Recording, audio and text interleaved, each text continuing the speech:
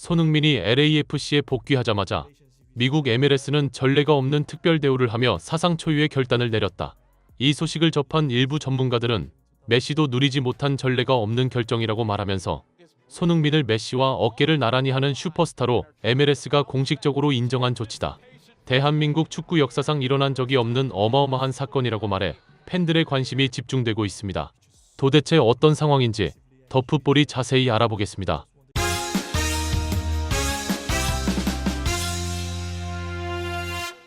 대한민국 축구 국가대표팀은 11월 두 차례의 평가전을 모두 졸전으로 마치며 76위의 볼리비아를 23위인 한국의 경기력으로 압도적인 대승을 거두지 못했습니다.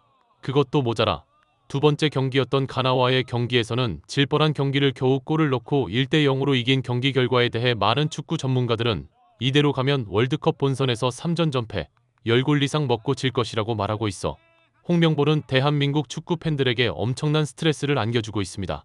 몇몇 팬들은 대한민국 대표팀을 응원해야 하는 것이 맞는데 A매치 기간이 되면 정말 스트레스라고 말하면서 정상적인 선임 절차를 거치지 않고 브라질 월드컵 끝난 후 접대불 불러 회식하고 월드컵 훈련 기간 동안 부동산 투기나 하러 돌아다닌 홍명보를 재신임한 것은 팬들을 바보로 아는 처사다. 홍명보에게 죄의 대가를 치르게 해야 하는 거 아니냐며 목소리를 높였습니다. 이런 분위기 속에서 손흥민은 경기 후 인터뷰에서 대표팀은 많은 것을 보완해야 한다고 일침을 가하면서 후반에 이른 시간 교체로 나간 이유에 대해 가나와의 경기 전에 목에 담이 3개 왔는데 경기 중에 잘못 떨어지면서 담이 더욱 심해졌다. LAFC에서는 빨리 와달라고 말하고 있어 빨리 돌아가 회복해 중요한 경기에 대비해야겠다고 말해 팬들을 아연실색해 했습니다. 그 이유는 홍명보가 손흥민을 60분경에 조규성으로 교체한 이유에 대해 손흥민이 중요한 경기가 있어 체력 안배 차원에서 빠르게 교체했다라고 말한 것이 팬들에게 사실과 다른 정보를 전달했다는 의혹을 받기 때문입니다. 몇몇 팬들은 손흥민이 중요한 경기가 있어 몸 상태를 챙겨주려 했다면 가나전이 있기 전에 목에 담 증세가 있는 손흥민을 출전시키지 말았어야 하는 거 아니냐고 말하면서 정몽규와 홍명보는 경기장 표를 팔아먹고 흥행에 성공해야 하는데 볼리비아전에서 파리만 날린 역대 최대의 흥행 참패를 겪고 나니 손흥민을 무리하게 출전시킨 거 아니겠냐. 홍명보는 입만 열면 거짓말이라고 맹비난을 퍼부었습니다. 이런 분위기 속에서 손흥민은 LAFC로 복귀했고 MLS는 손흥민이 복귀하자 MLS컵 우승을 위한 플레이오프 토너먼트의 열기를 다시 불지피고 있습니다. 영국 매체 팀 토크는 LAFC의 손흥민과 맞대결을 펼치는 밴쿠버 FC의 토마스 밀러의 말을 전하면서 밀러는 메이저리그 사커 플레이오프 맞대결을 앞두고 손흥민에게 잔인한 메시지를 전달했다고 보도했습니다. 이 매체는 밀러는 손흥민과 10번째 맞대결을 앞두고 있다고 말하면서 밀러와 손흥민은 클럽과 국가대표팀을 통틀어 9번 맞붙었다. 그중 7번은 손흥민의 분데스리가 초창기 시절 바이에른 뮌헨이 가장 파괴적인 활약을 펼쳤을 때였다라고 덧붙였습니다. 밀러는 LAFC의 손흥민에 대해 소니는 함부르크와 레버쿠젠에서 매우 뛰어난 선수였다. 하지만 소니가 있던 팀은 바이에른과 같은 레벨에 있진 않았다라며 손흥민이 함부르크에 있을 때 우리는 매번 그들을 박살냈다. 8대2 혹은 9대1 정도로 이겼던 것 같다고 말했습니다. 그는 이어 하지만 손흥민은 토트넘으로 이적 후 프리미어 리그에서 득점왕을 차지하는 세계적인 수준의 선수로 성장했다고 말하면서 손흥민이 LAFC로 이적한 후 이 팀의 플레이를 자세히 보면 팀의 득점을 손흥민과 부안가에게 매우 의존하고 있다. 그들이 득점하지 못하면 팀도 득점하지 못한다라고 지적했습니다. 또한 밀러는 물론 그 둘을 조용하게 만드는 건 매우 어렵다. 그러나 그걸 완료하면 좋은 기회가 올 것이라며 내게는 이번이 첫 번째 컨퍼런스준 결승일 뿐이다. 우리는 그들을 이길 거다. 난 이 경기에 대해 그렇게 생각한다라고 강조했습니다. 이런 열띤 분위기를 반영하듯 미국 에슬론 스포츠는 밀러의 기록을 리오넬 메시, 손흥민과 비교했습니다. 이 매체는 밀러는 MLS에서 메시를 넘어서며 90분당 평균 득점 최고 기록을 세웠다. 그는 7경기에서 90분당 평균 1.16골을 기록하고 있다.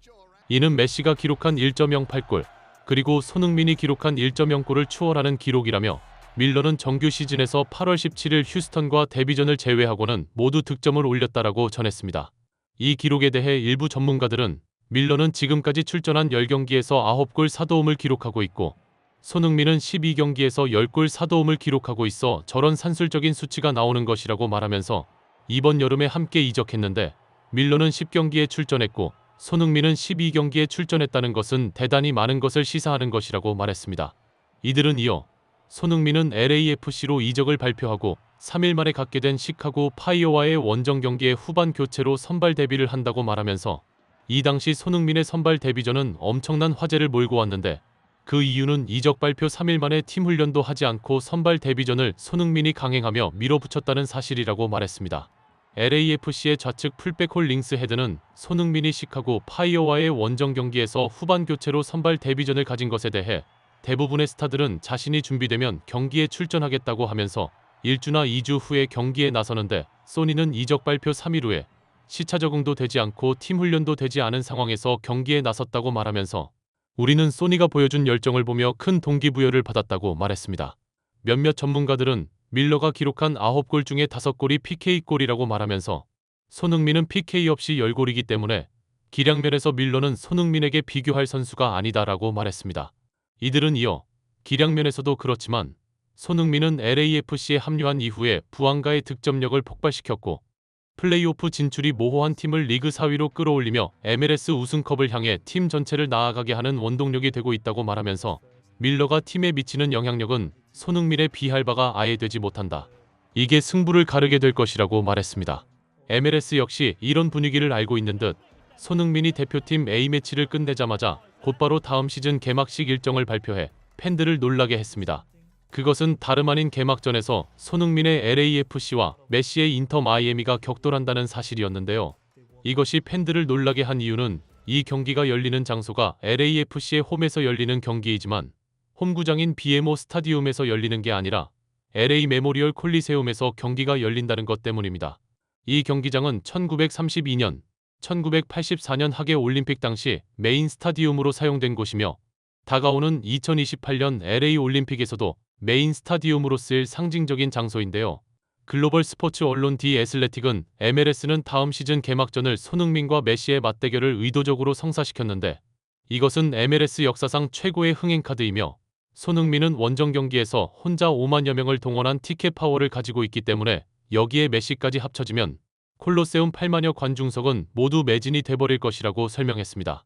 이 소식을 접한 많은 전문가들은 MLS가 손흥민을 메시와 어깨를 나란히 하는 리그의 아이콘으로 공식적으로 인정한 것이라고 말하면서 MLS는 밀러 정도가 손흥민에게 비견될 만한 스타라고 생각하지 않고 있으며 내심 밀러를 꺾고 이번 결승에서 메시와 한판 승부를 벌이길 고대한다는 것을 숨기지 않고 있다. 대한민국 대표팀 주장 손흥민을 대하는 MLS의 사상 초유의 특급 대우가 매우 흥미롭다고 말해 많은 팬들의 고개를 끄덕이게 했습니다. 구독, 좋아요, 좋은 댓글은 불타는 제작 열정을 더욱 불타오르게 합니다. 시청해주셔서 감사합니다. 이상 더 풋볼이었습니다.